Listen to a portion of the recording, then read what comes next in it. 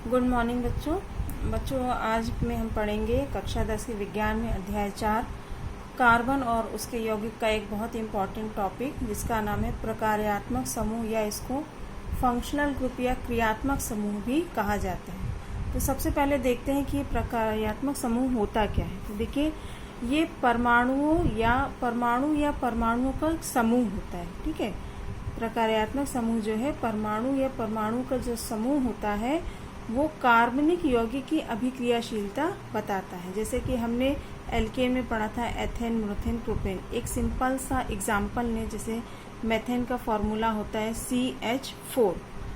इसमें कितने हाइड्रोजन परमाणु हैं? 4 हाइड्रोजन परमाणु हैं। यदि इसमें से एक हाइड्रोजन परमाणु को हटा दिया जाए तो वो क्या बन जाता है? मैथिल समूह। और उस हाइड्रोजन परमाणु के स्थान पर किसी एक परमाणु या परमाणु का समूह जिसको क्रियात्मक समूह को जोड़ दिया जाए तो यह क्रियात्मक समूह जो होता है उस नए कार्बनिक यौगिक की पूरी अभिक्रियाशीलता को बताता है और उसके गुणधर्मों को सुनिश्चित करता है।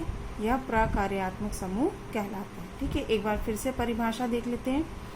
परमाणु अथवा परमाणुओं का समूह जो कार्बनिक यौगिक की अभिक्रियाशीलता बताता है और उसके गुणधर्मों को सुनिश्चित करता है, प्रकार्यात्मक समूह कहलाता है। मतलब अगर एक एल्केन है, जिसे हमने मेथेन का एग्जाम्पल बताया था, मेथेन का गुण अलग होगा, लेकिन यदि मेथेन में से एक हाइड्रोजन को निकाल के उसमें कोई प्रकार्यात्मक समूह जोड़ दिया जाए तो उसकी सारी प्रॉपर्टीज जो है मेथेन से अलग हो जाएंगी। अब उसकी सारी प्रॉपर्टीज उस प्रकार्यात्मक समूह के अनुसार होंगे जो उससे जुड़ा होगा। जैसे कुछ प्रकार्यात्मक समूह यहाँ पर दिए हैं। जैसे पहला है हैलोजन समूह। आवर्त सारणी आपने देखी होगी, उसमें जो समूह 17 के तत्व होते हैं उन्हें हैलोजन तत्व कहते हैं। उसमें फ्लोरीन, क्लोरीन, ब्रोमीन और आयोडीन होते हैं और इसको X से प्रदर्शित करते हैं। ठीक है, X के स्थान पर क्लोरीन, फ्लोरीन, ब्रोमीन, आयोडीन कुछ भी हो सकता है। और R का मतलब होता है कोई भी एल्किल समूह। मतलब एल्केन में से एक हाइड्रोजन को निकाल देने पर वो बन जाता है एल्किल समूह। जैसे मेथेन का फार्मूला है CH4, एक हाइड्रोजन को निकाल दिया तो बन गया CH3, तो इसको बोलेंगे मैथिल। एथेन का फार्मूला होता है C2H6 और इसमें से एक हाइड्रोजन निकाल लिया तो ये बन जाएगा एथिल, तो इसको R द्वारा व्यक्त करते हैं। ठीक है, तो पहला प्रकार्यात्मक समूह हमारा हैलोजन समूह।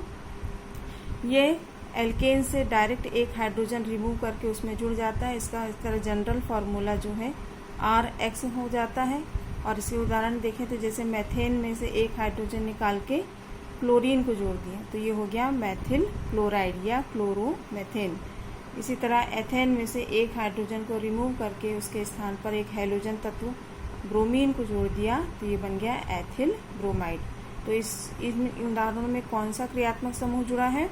तो इसमें हैलोजन समूह मतलब क्लोरीन, फ्लोरीन, ब्रोमीन, आयोडीन कुछ भी हो सकता है और इसको X द्वारा प्रदर्शित करते हैं। तो इसमें हैलोजन समूह जो है क्रियात्मक समूह जुड़ा हुआ है। अब दूसरा देखें तो एल्कोहल। ठीक है, एल्कोहल को हम OH से प्रदर्शित करते हैं। तो इसका एल्कोहल समूह यदि एल्किल ग्रुप में जुड़ता है तो उसका जो जनरल फार्मूला होता है वो हो जाता है ROH। R मतलब वही एल्किल समूह। ठीक है, मतलब एल्केन में से एक हाइड्रोजन को निकाल देंगे और उस हाइड्रोजन के स्थान पे OH समूह जुड़ जाता है तो हो जाता है एल्कोहल। जैसे उदाहरण देखें तो मेथेन में से एक हाइड्रोजन निकाल दिया तो यहाँ बन गया मैथिल और प्लस उसमें OH एल्कोहल समूह जोड़ दिया तो बन गया मैथिल एल्कोहल। एथेन से बना है एथिल एल्कोहल। प्रोपेन से बना है प्रोपिल एल्कोहल। आप देखेंगे सभी एल्केन में से एक एक हाइड्रोजन को रिमूव करते गए हैं और उनके स्थान पे OH समूह जोड़ दिए गए हैं और OH समूह का नाम क्या होता है? एल्को। उसके बाद तीसरा आता है एल्डिहाइड समूह। एल्डिहाइड समूह का सूत्र होता है CHO और इसकी संरचना यदि लिखी जाए तो इस तरह होता है। कार्बन से एक सिंगल बंध द्वारा हाइड्रोजन जुड़ा होता है और डबल बॉन्ड द्वारा ऑक्सीजन जुड़ा होता है। तो इसका जनरल फार्मूला हो जाएगा एल्डिहाइड का RCHO, जिसमें R जो है एल्किल समूह है। इसके एग्जाम्पल देखें तो CH3CHO ये एल्डिहाइड है तो इसका नाम हो गया मैथिल एल्डिहाइड। मेथेन से बना है तो मैथिल और एल्डिहाइड समूह जुड़ा है तो aldehyde, Maithil aldehyde. C2H5CHO ethyl aldehyde, क्योंकि ये एथेन से बना है तो ये हो गया एथिल और प्लस एल्डिहाइड, तो ये हो गया एथिल एल्डिहाइड। तो इसमें कौन सा, यदि आपसे पूछा जाए एथिल एल्डिहाइड में कौन सा एल्किल समूह है और कौन सा क्रियात्मक समूह है, तो इसमें एल्किल समूह कौन सा हो गया एथिल और क्रियात्मक समूह हो गया इसमें एल्डिहाइड। इसी तरह मैथिल एल्डिहाइड में एल्किल समूह हो गया मैथिल और क्रियात्मक समूह हो गया एल्डिहाइड। इस तरह हम सभी को दो दो भाग में डिवाइड कर सकते हैं। एक भाग हमारा हो जाएगा एल्किल समूह और दूसरा हो जाएगा क्रियात्मक समूह। उसके बाद आता है कीटोन। कीटोन में हमेशा दो एल्किल समूह जुड़ते हैं रहते हैं और बीच में कीटोन का फार्मूला होता है CO। ये उसमें कार्बन के साथ द्विबंध के साथ एक ऑक्सीजन जुड़ा रहता है और इसके दोनों तरफ जो है एल्किल समूह जुड़े होते हैं। ये एक समान भी हो सकते हैं और अलग अलग भी हो सकते हैं।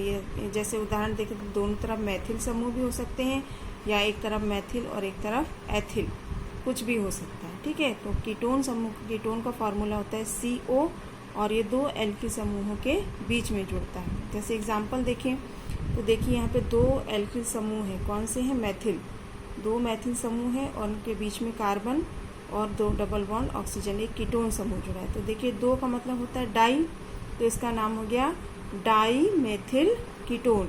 ठीक है, पहले एल्किल समूह का नाम लेना है उसके बाद क्रियात्मक समूह का, तो डाई मेथिल कीटोन। अब इसके बाद यहाँ देखिए इसमें एक तरफ मैथिल है और एक तरफ एथिल है, तो अब इसका नाम कैसे हमें पता चलेगा। तो देखिए मैथिल की स्पेलिंग जो स्टार्ट होती है M से स्टार्ट होती है और एथिल की स्पेलिंग जो है E से स्टार्ट होती है। तो इंग्लिश में E पहले आता है और M बाद में आता है, तो हम यहाँ पे पहले लिखेंगे एथिल और उसके बाद लिखेंगे मैथिल, एथिल मैथिल कीटोन। तो इसका नाम हो जाएगा एथिल मैथिल कीटोन। ठीक है, पहले हमने एथिल लिखा क्योंकि इसकी स्पेलिंग शुरू होती है E से और मैथिल की स्पेलिंग शुरू होती है M से, तो E पहले आता है और M बाद में आता है, तो इसका नाम हो गया एथिल मैथिल कीटोन। अब उसके बाद जो अगला क्रियात्मक समूह आता है कार्बो ऑक्जेलिक अम्ल। ठीक है, कार्बो ऑक्जेलिक अम्ल, इसका फॉर्मूला होता है COOH। ये देखिए यहाँ पर R जो है ये क्रियात्मक समूह है और COOH ये हो गया कार्बो ऑक्जेलिक समूह हो गया। इसको भी हम दो भाग में डिवाइड कर सकते हैं। एल्किल समूह कौन सा हो गया R और ये हो गया क्रियात्मक समूह। ठीक, अब जैसे इसका उदाहरण देखें तो देखिए इसमें पहला उदाहरण है HCOOH। ठीक है, इसमें देखिए H, इसमें आप कहेंगे कि इसमें मैथिल ग्रुप कौन सा है, तो इसमें देखिए कार्बन परमाणु की संख्या कितनी है, एक है, तो कार्बन परमाणु की संख्या के आधार पर इसका नामकरण होता है।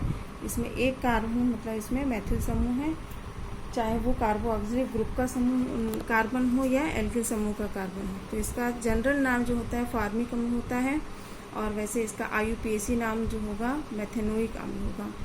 और दूसरा है जैसे CH3COOH, ये कॉमन सा एसिड है, एसिटिक अम्ल। ये तो बहुत ही जनरल है, आपको पता ही होना चाहिए। सिरका का फार्मूला होता है, अक्सर एग्जाम में पूछा जाता है कि सिरके का रासायनिक नाम क्या है या उसका रासायनिक सूत्र क्या है, तो CH3COOH एसिटिक अम्ल। तो इसमें कौन सा क्रियात्मक समूह जुड़ा है, COOH मतलब कार्बो ऑक्सिलिक अम्ल और एल्किल समूह जो है CH3 है। तो इस तरह जो कुछ आपके सिलेबस में इसमें क्रियात्मक समूह थे वे हमने इसमें पढ़ा है और ये बहुत ही इम्पॉर्टेंट है। आप लोग इसको अच्छी तरह से लर्न कर लीजिए। उम्मीद है आज का वीडियो आप लोगों को समझ में आया होगा। Thank you.